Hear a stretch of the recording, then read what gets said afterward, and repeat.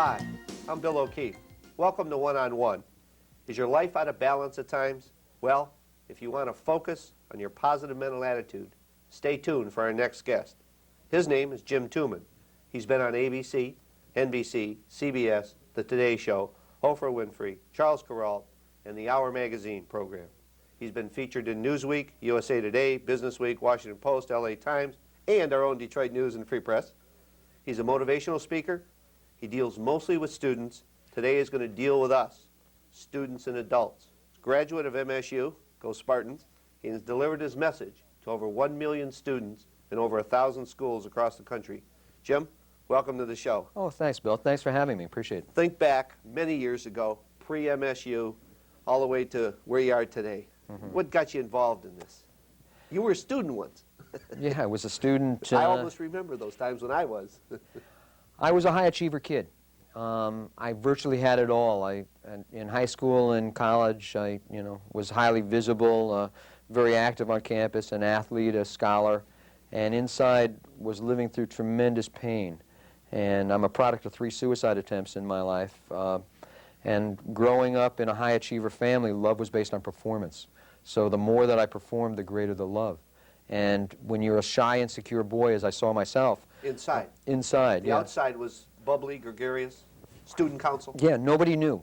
Nobody, I walked around with a mask, as so many young people do today, where, and inside I was just in tremendous amounts of pain. Because, again, when love is based on performance, you always wonder one day, what happens if you don't perform? And will there be any love? And so you keep, living with this, and it churns inside of you, and it tears at you. It wasn't intentional, though. I don't think parents do that intentionally.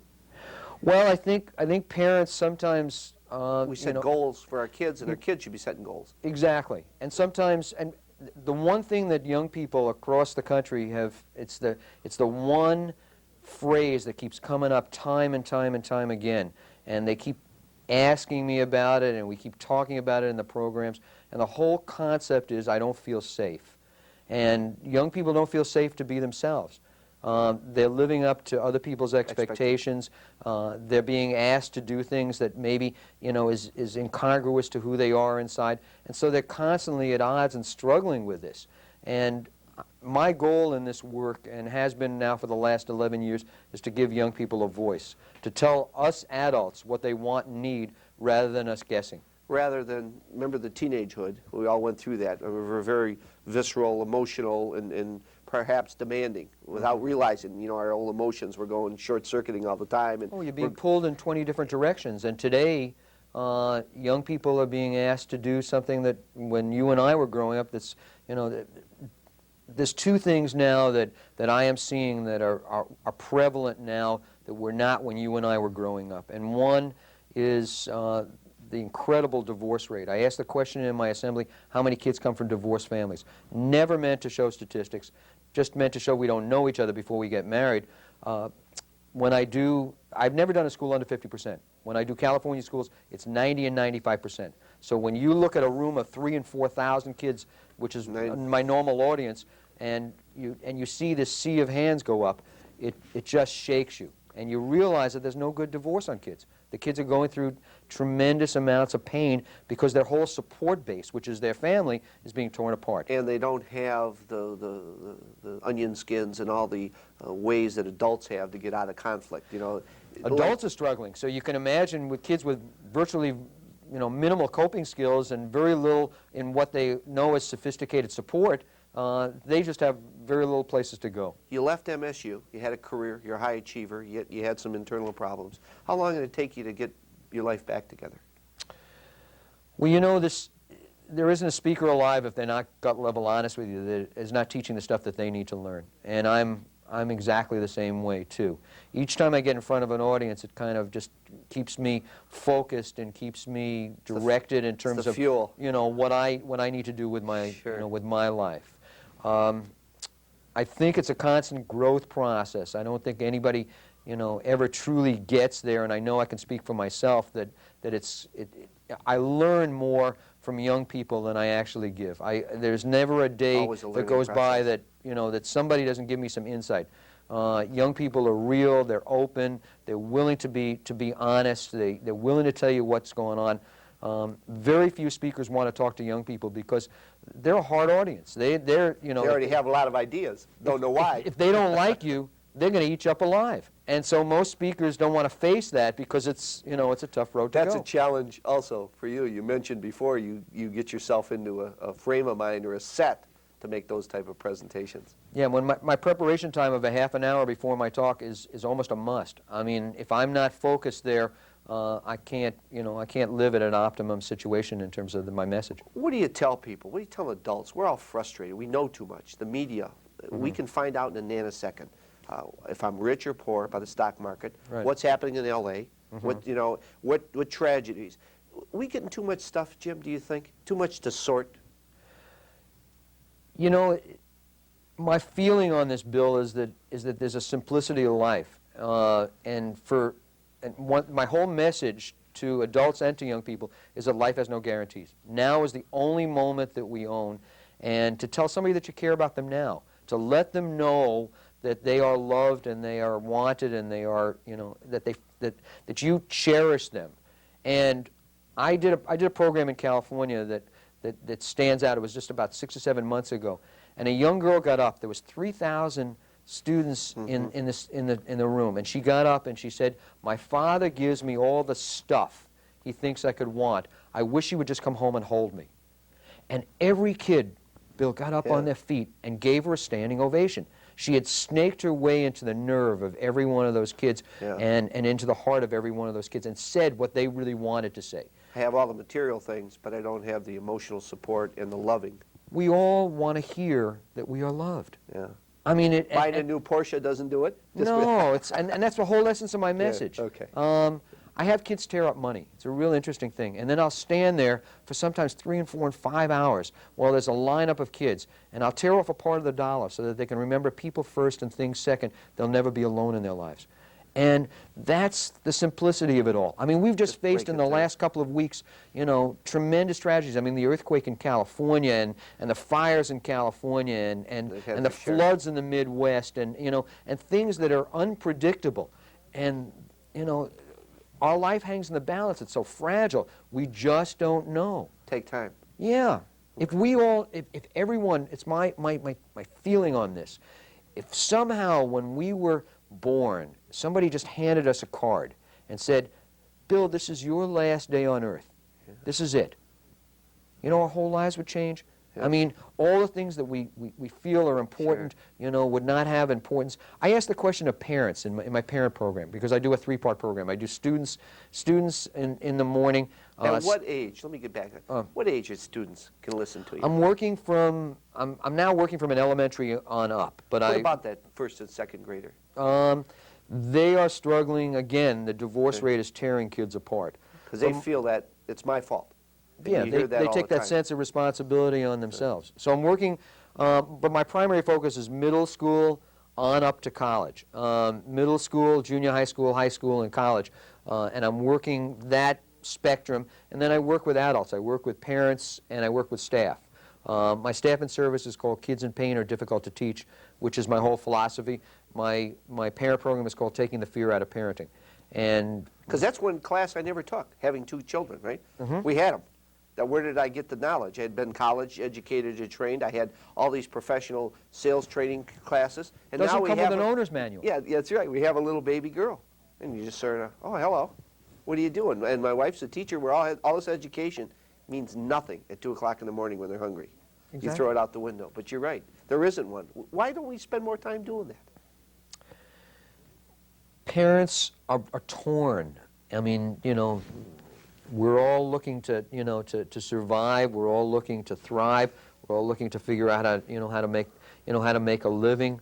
I urge parents. I say to them, it's not the quantity of time that you spend with your children. It's the quality of time. If you give them the quality of time, there's a wonderful public service announcement, and I think it's by the Mormons. I'm not sure. I've seen. I think I know it's a woman who's writing in her address book, and her 4-year-old is sitting next to her, and the 4-year-old says, "Mom, what are you doing?" And she says, "I'm writing the important people in my address book."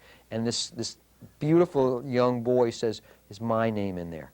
And the mother all of a sudden realizes that, you know, she hasn't given her son the quality. She turns to her son and just takes him and embraces them. And so I'm urging parents to take it's the quality of time that you spend with your kids. It's giving them 100%. It's not being on the phone. It's not being sidetracked. It's giving them a concerted amount of time so that they at that moment feel that you are present and that you love them.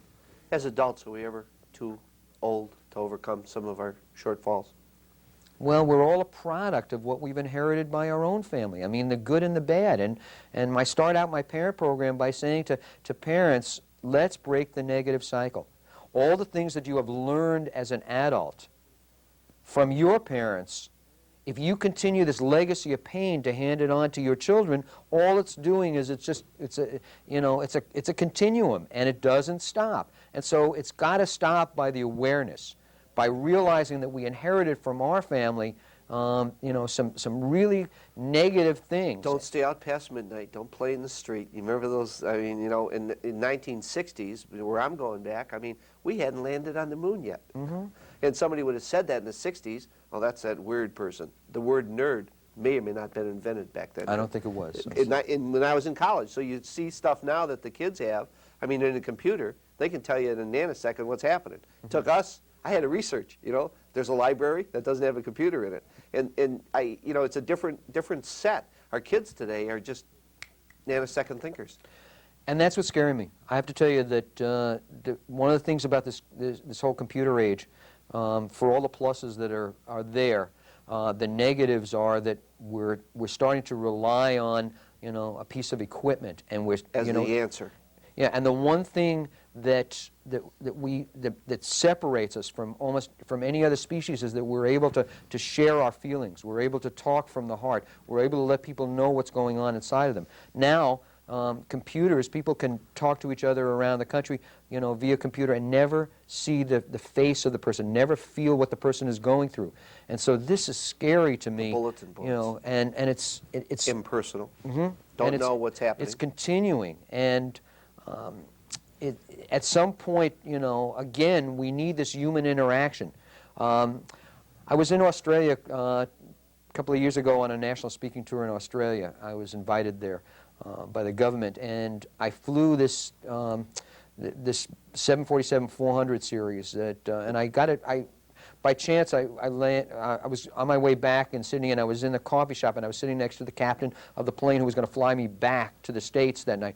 And he was talking about this plane that almost can fly itself. I mean, it's just, you know, to take off, land, the whole thing. You just sort of sit there and punch in the right numbers. Exactly.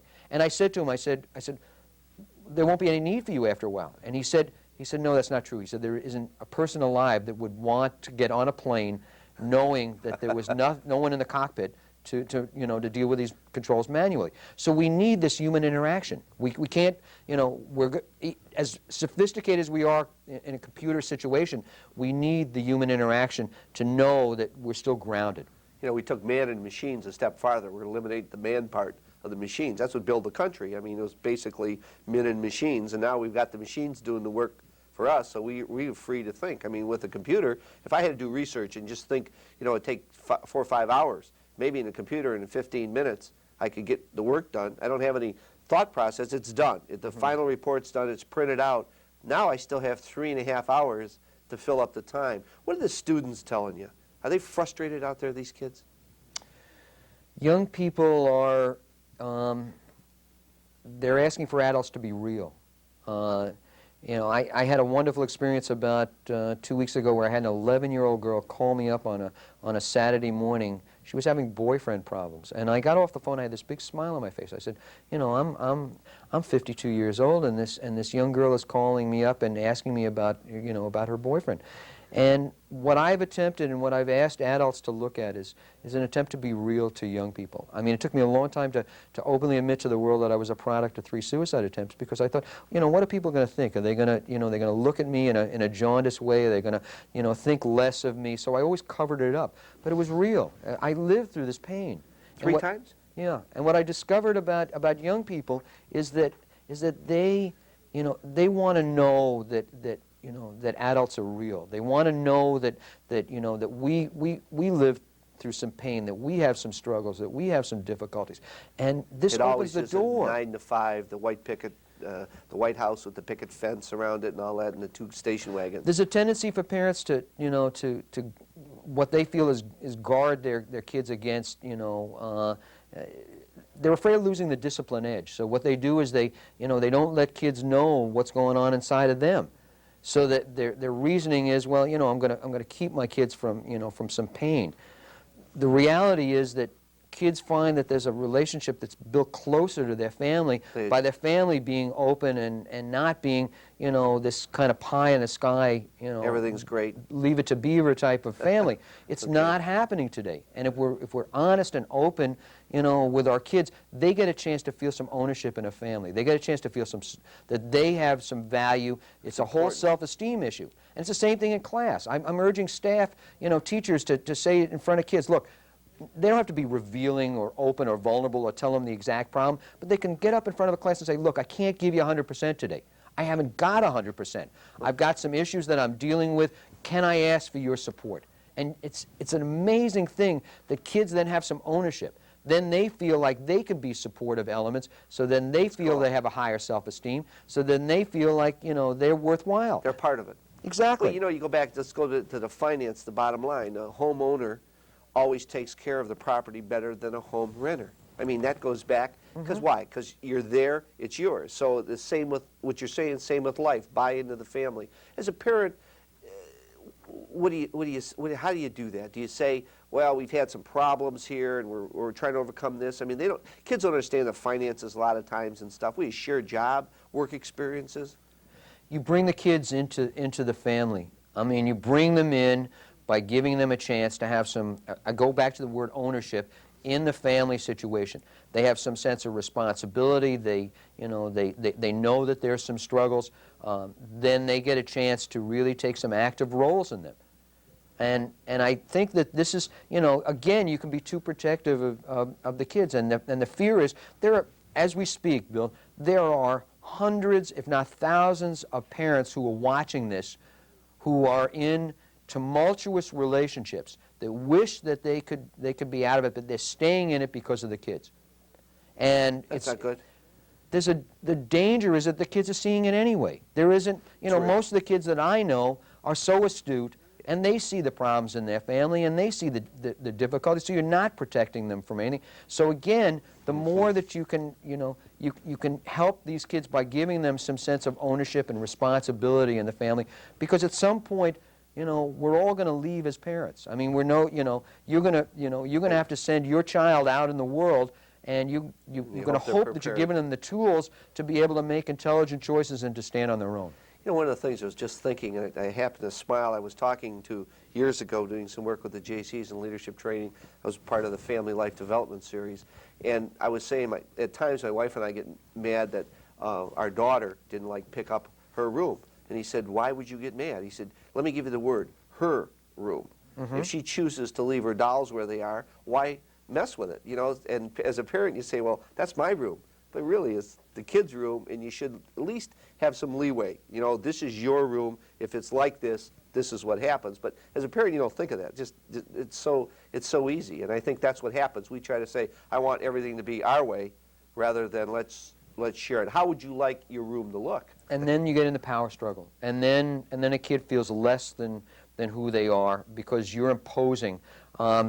I have asked parents in every parent session if they eliminate just one sentence as a parent from their vocabulary. The sentence is in relation to their son or daughter, if you don't like it here, you can go someplace else. Now, where would they want to send their kids to? Number one, and it's only a power struggle to gain control. Instead of, you know, giving some understanding. Having 2 teenagers, I can understand that, though. You know, but I know what you're saying. There's a tendency because, you know, you want to impose your way on this. And I did a radio show, and there was a young woman on there who had, I think she had 3 or 4 children. And I remember this comment. This has been years, Bill, from this, and it just sparked me in this conversation that you and I are having. And she said, I want my home to be remembered as one where there was love, not necessarily where it was always clean. Yeah, boy, that's You hear that all the time. And you know, so that when their kids grow up, you know, they can always look back and say, wow, you know, I always felt like, you know, that this was a loving household. Rather than that, what else are kids telling you? Where are they frustrated? I think kids are, so many kids don't have real goals and positive direction to their lives. How do they get them?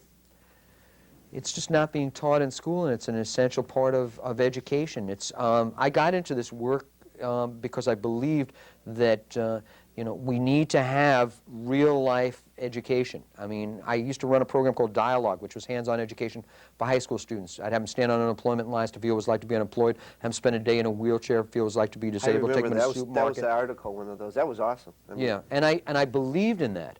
And I believe that experiential education is the strongest learning component, you know, that we have. And for young people, they don't have any goals, and written goals. There was a man that was very impressive, defined a lot of my life. And his man was by the name of John Goddard. And John Goddard, when he was 18 years old, put down 110 goals that he wanted to accomplish in his life. Wow. Life magazine did a cover story on him, did a follow-up cover story 25 years later. He had accomplished 81 of those goals because they were active, they were written, and John Goddard said it isn't the goals themselves, because everybody changes their goals.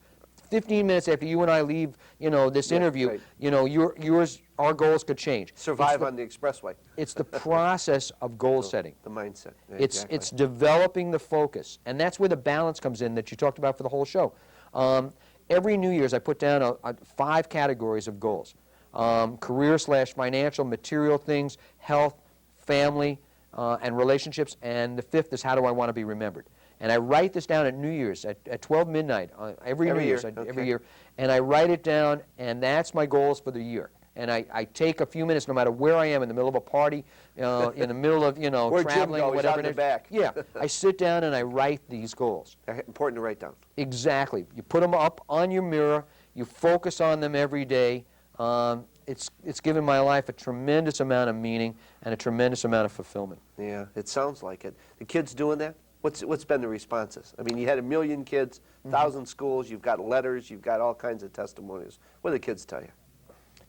Kids are struggling with this. You see, again, it's something that requires them that's not been learned, and it's not being taught, and it's not being integrated by the family and by, you know, by parents. I mean, it's just, I use 5 categories because it's balance. That balances. I didn't say let's do 100% your career goals or let's do 100% your material goals, because it's all in balance. And for most of us in life, there's tremendous trade-offs. So the more in balance we can be in all the areas of our life, the better. You know, and I say to parents, and they look at me like I am nuts. I say to parents, I will take any day of the week a B and C student who is balanced, who has friends, who has sports, who has, you know, alternative activities, who has, you know, maybe a part-time job, who lives this balanced life rather than, you know, a straight A student who, you know, who has this high achiever narrow focus mode. Because the straight A student, when they get a B or a C, it's like a 20-story drop. I mean, they're living at such a high level. Yeah, I know that you're right. You're exactly and right. so the more balanced we are, the easier it becomes to deal with the highs and lows of life. And then you kind of cushion those because you've got so much support around you that the highs don't cripple you. Well, you hear the story. I won the lottery. Now I'm broke in 4 years. You know, where's my goals? Material, economic, financial. I attained that, and yet I feel, gee, it's only one part of this process. You know, there's a Fortune 500 company. I'm not going to, you know, mention the name, but I'm aware of this. They pay out, and there's a prominent company among the top 25 in the country. They pay their average that they pay out in retirement benefits to their employees. The average length of time they pay out in retirement benefits is 13 months before they die off. Age 65 and they die within 60 or whatever. This is amortized over their whole, you know, 13 months? 13 months over their whole population. And the reason being is that most people, you know, go into retirement without any focus. I mean, I'm going to go play golf every day. I'm going to go, you know, travel. I'm going to go, but there's in my no mind, direction. I'll do all the things I wanted to do, which I could have, but I didn't because I went to work. Because you could do that, take the day off, right? Well, we wait for the trilogy of life. We wait until, and I call it the trilogy of life, until the time, the health, and the money all come together. And then we say to ourselves, okay, now, Bill, I'm going out and I'm going to live. And the reality is this is all we own now. And if we don't do it now, you know, it's the adage, tomorrow is promised to no one, is a true adage. Do you see a difference between the middle school and the high school as far as frustration level? Yeah, I see the high school students, the middle school students are sharing with me that the pain that comes from is a lot of put downs and a lot of being picked on, and a lot of being picked on because of physical issues. When you get up at the high school level, there's a sense of loneliness. There's a sense of isolation. I tell parents that if you really ever want to see a school unfold before your very eyes, go into a lunchroom. You'll see the whole school right before your eyes. You'll see the kids who are alone. You'll see the wannabes. You'll see the power groups. You'll see all of the things unfolding, because it's the only unstructured time of a kid's day. It's the only time that they can't merge in some way, into a structured situation, into a classroom, into a physical activity. So the lunchroom is the most painful time.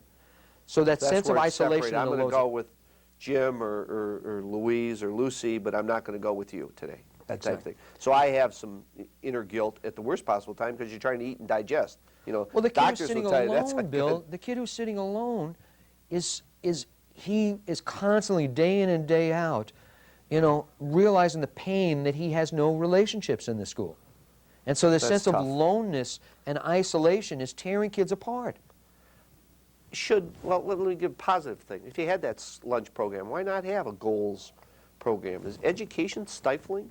Well, that's what I'm talking. I've got a new focus to my work. I'm working with whole communities to ask them to blueprint a plan, a coalition plan. I'm working with large groups from 12 different factions: service clubs, youth agencies, PTO, recent graduates, and we're meeting together and we're putting together a one-year developmental plan to approach the at-risk student from a proactive stance as opposed to a reactive stance. That's great. So that everybody's working off this blueprint so that now they get a chance to infuse some creativity. So maybe a lunchtime program would be to round up all the kids in the lunchroom who you see, and keep them occupied. Show them a video, get them involved, get them interacting in some way so that there's not the pain of the isolation. And that was an actual thing that came out of one of the creative sessions of this group. You see a lot of future for the youth. What's in your future?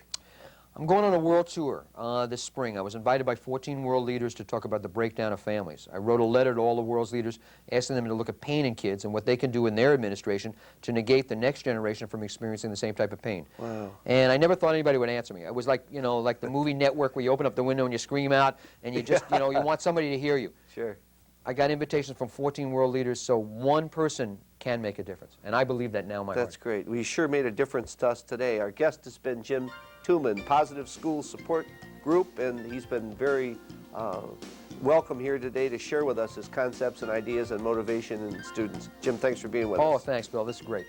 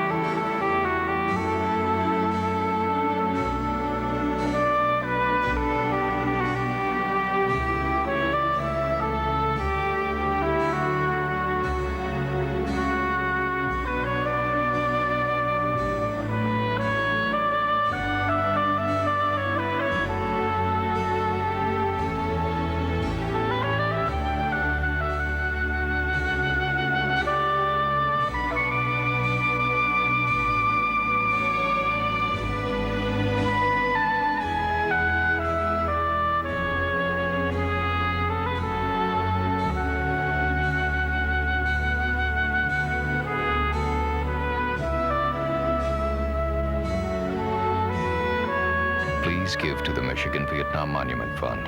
The contribution we ask is nothing compared to the one they've already made.